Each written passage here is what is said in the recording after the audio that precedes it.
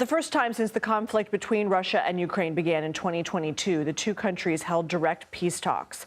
Talks lasted under 2 hours and ended with no deal to stop the fighting yet. The two sides did agree to each hand over 1,000 prisoners of war and to develop new proposals for a potential ceasefire, according to Ukraine's defense minister. But on the same day as these talks, Russia launched a drone strike in Ukraine's Odessa region, damaging homes and leaving 3 people wounded, according to the local governor. Joining me now is Ambassador William Taylor. He's the former U.S. ambassador to Ukraine and is a distinguished fellow at the Atlantic Council.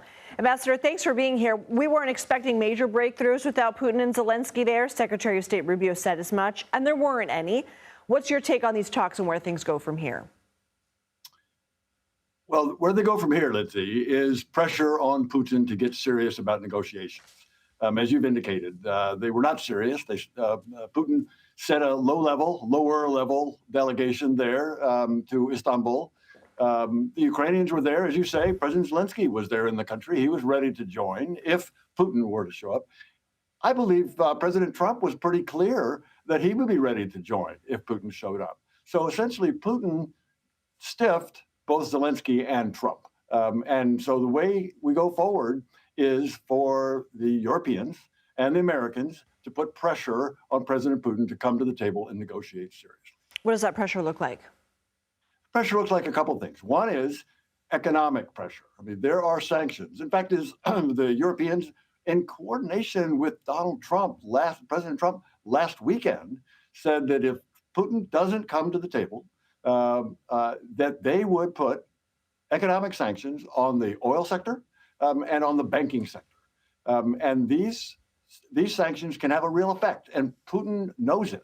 Putin responded by trying to divert that, suggesting these meetings in Turkey on Thursday in an attempt to try to get out of these sanctions. So the first thing to get pressure on Putin are these sanctions, and they should go on right now. I mean, he's clearly not negotiating seriously, so they go. The second thing is to make it very clear that the United States and Europe will continue to provide Ukraine with the weapons and ammunition it needs to defend itself.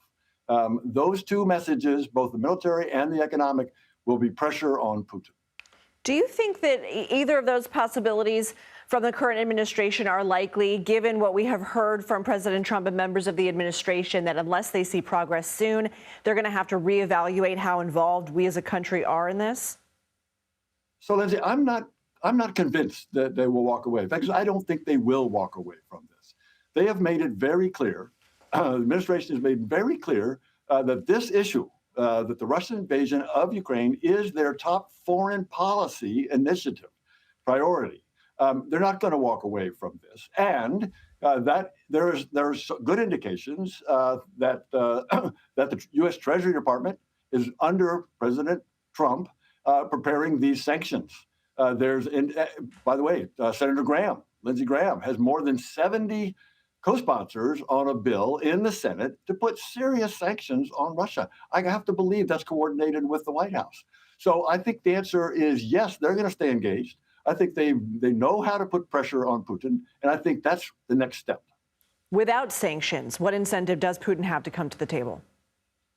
Putin knows he's under pressure. Putin is much weaker now, Lindsay, than he was in the first Trump administration. And frankly, President Trump has more leverage on Putin this time than he did before. And so there is that leverage that Trump has. There's the economic pressure that could come. The message is also on the weapons. The State Department just last week notified Congress of 2 new weapons packages that are coming. So this pressure, as I say, both on the military side and on the economic side, appears to be coming. There is a shift, I believe, in U.S. administration policy in favor of Ukraine and in opposition to Putin, who is clearly the one holding up these negotiations. And I think the patience of this administration, President Trump on down, is wearing thin. Ambassador William Taylor, thank you. Thank you, Lindsay.